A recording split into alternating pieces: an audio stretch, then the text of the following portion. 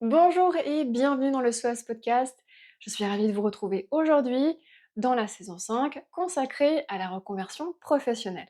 Et aujourd'hui, on va entamer bien, la deuxième partie de ce neuvième épisode. Voilà, si vous êtes là depuis le départ de cette saison 5, vous avez dû comprendre l'ensemble de ces épisodes, créer un fil conducteur. On est parti au départ des doutes et des remises en question professionnelles, donc je répondais à vos questions en ce qui concerne voilà, ces réflexions de est-ce que je dois me reconvertir? Oui, non. Est-ce que je dois faire un bilan de compétences? Donc on était vraiment en amont de ces réflexions de reconversion professionnelle ou l'évolution de votre carrière. Et là, avec le neuvième, on est finalement voilà, post-formation, post-reconversion.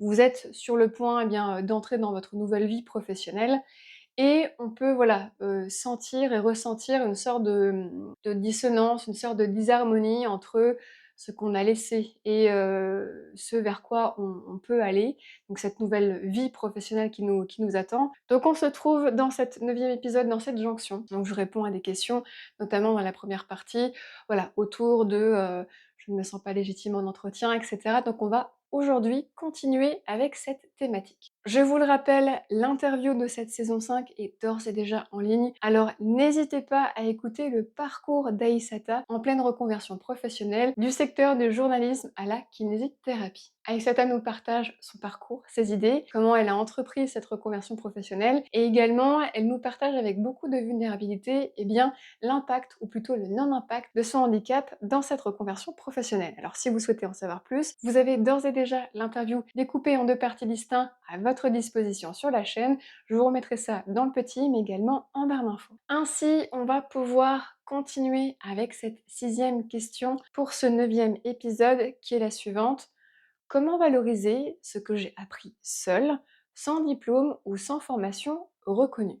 Ah, ça c'est une grande question et c'est une question que j'aime beaucoup parce que ça a été justement une des questions que je me suis posée et c'est une question qui revient souvent au niveau de ma clientèle. Premier élément qui a énormément changé de choses, en tout cas pour moi, puisque voilà, j'aime apprendre de manière autodidacte. La preuve en est, grâce à ce podcast, j'ai énormément monté en compétence sur des notions que je ne connaissais absolument pas avant que je crée ce projet. Sachez que l'apprentissage en autodidacte devient crédible quand il est relié à des actions concrètes et observables. Autre point, et écoutez bien, c'est important, c'est ce qui crée souvent un plot twist au niveau de ma clientèle. Apprendre seul suppose de l'autonomie, de la discipline et de la constance. Ces compétences, elles sont rarement nommées, or elles sont bien réelles et croyez-moi, elles font toute la différence lorsque vous présentez votre profil, notamment en recrutement. Autre point, sachez que le malaise que vous ressentez autour de l'autodidaxie vient en réalité d'un modèle scolaire qui est aujourd'hui extrêmement ancré. Apprendre seul implique de pouvoir s'auto-évaluer, or c'est une compétence que très peu de personnes peuvent formuler. Et oui, bien que très peu ancré dans l'inconscient collectif, l'autodidaxie est un mode d'apprentissage à part entière. Vous seriez également extrêmement surpris comment, en entretien de recrutement par exemple, montrer comment vous avez appris aura beaucoup plus de poids que de lister l'ensemble de vos compétences. Au fond, ce qui importe en entretien, ce n'est pas la manière dont vous avez appris, mais c'est ce que vous savez faire aujourd'hui. Voilà pour cette sixième question. On va passer à cette septième question qui, vous allez voir, est très intéressante. Comment je fais pour ne pas me sentir en dessous face à des profils plus jeunes ou plus expérimentés? Premier point, sachez que le sentiment d'être inférieur naît souvent d'une comparaison faite sur un seul critère. Et oui, être débutant dans un métier ne supprime absolument pas l'expérience transversale construite au fil des années. L'expérience apporte une maturité relationnelle, une capacité de décision et de recul qui sont rarement mentionnées dans vos CV. C'est pourquoi je vous propose vraiment une grande vigilance dans votre posture lorsque vous êtes en entretien. Quand vous vous positionnez intérieurement comme être en retard, cela risque de créer un déséquilibre dans votre posture lorsque vous serez en interaction avec le recruteur. Car oui, la manière dont vous vous percevez risque d'influencer très fortement la manière dont le recruteur risque de vous percevoir. Sachez que la valeur d'un profil se joue dans la complémentarité et non pas dans la comparaison. Ainsi, revenez à ce que vous apportez réellement, vous permettra de sortir de ces comparaisons stériles. Voilà pour cette 7e question. On va donc passer à cette 8e question qui est la suivante. Comment rester honnête sur mes limites sans me fermer des portes? Sachez que l'honnêteté professionnelle consiste à savoir nommer ces zones de progression. Ce qui crée de l'insécurité auprès du recruteur, opérationnel, peu importe hein, le positionnement du recruteur, c'est quand vous dites trop de choses ou que vous les dites mal. Et retenez que une limite bien formulée devient un axe de développement crédible. Et au fond, être transparent, eh bien, ne veut pas dire non plus tout exposer. Car beaucoup de recruteurs recherchent cette forme de lucidité plutôt qu'une forme de perfection illusoire. Une posture défensive en dit bien plus qu'un réel manque de compétences. Car au fond, retenez que savoir ce que vous ne savez pas encore est déjà une compétence professionnelle.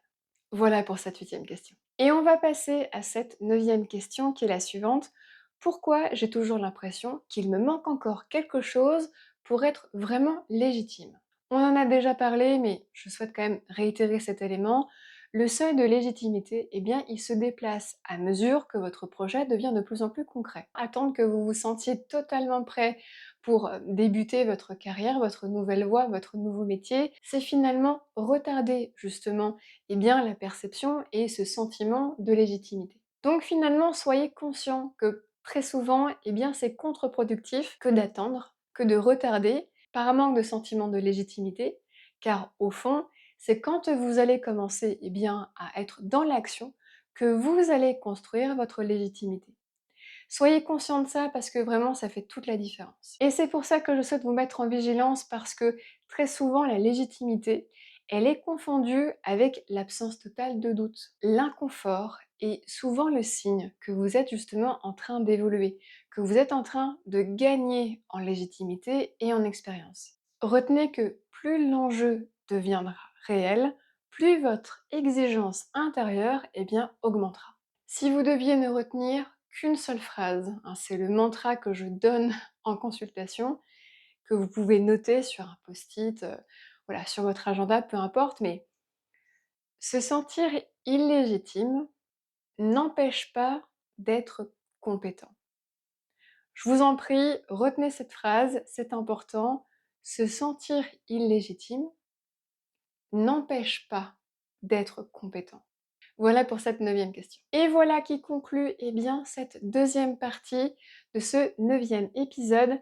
Merci infiniment pour votre présence, merci pour votre écoute, mais avant de nous quitter, évidemment, n'oubliez pas eh bien, de vous abonner, d'activer les notifications, également de liker cette vidéo. Si vous êtes sur les plateformes d'écoute, eh bien, à laisser au podcast une évaluation 5 étoiles, ça aide énormément mon travail. Que vous soyez sur les plateformes d'écoute ou encore YouTube, vous avez la possibilité eh bien, de commenter, alors n'hésitez pas, je serai ravie de vous lire. Je vous le rappelle, l'interview de cette saison 5 est d'ores et déjà en ligne, alors n'hésitez pas à écouter le parcours d'Aïssata en pleine reconversion professionnelle du secteur du journalisme à la kinésithérapie. Aïssata nous partage son parcours, ses idées, comment elle a entrepris cette reconversion professionnelle et également elle nous partage avec beaucoup de vulnérabilité eh bien, l'impact ou plutôt le non-impact de son handicap dans cette reconversion professionnelle. Alors si vous souhaitez en savoir plus, vous avez d'ores et déjà l'interview découpée en 2 parties distinctes à votre disposition sur la chaîne. Je vous remettrai ça dans le petit, mais également en barre d'infos. Sachez également que le SOS Podcast a une page Instagram et j'y suis extrêmement active.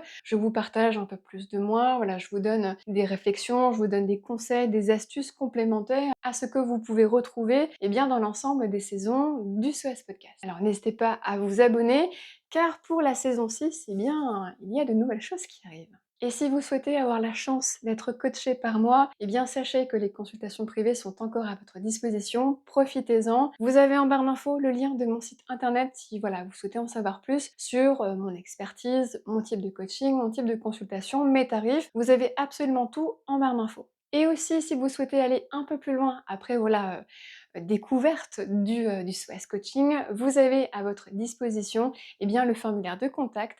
N'hésitez pas à me poser toutes les questions, eh bien, je serai ravie de vous lire. Et nous, on se retrouve pour ce 10e épisode. Vous allez le voir, il est intense. Vraiment, n'oubliez pas de vous abonner, il va vraiment être intense. Évidemment, il va venir clôturer cette belle saison, on aura passé presque 3 mois ensemble. Alors n'hésitez pas vraiment, abonnez-vous et n'oubliez pas dans le SOS Podcast, on avance pas à pas et moi je vous dis à très vite. Et that's a wrap! 1, 2...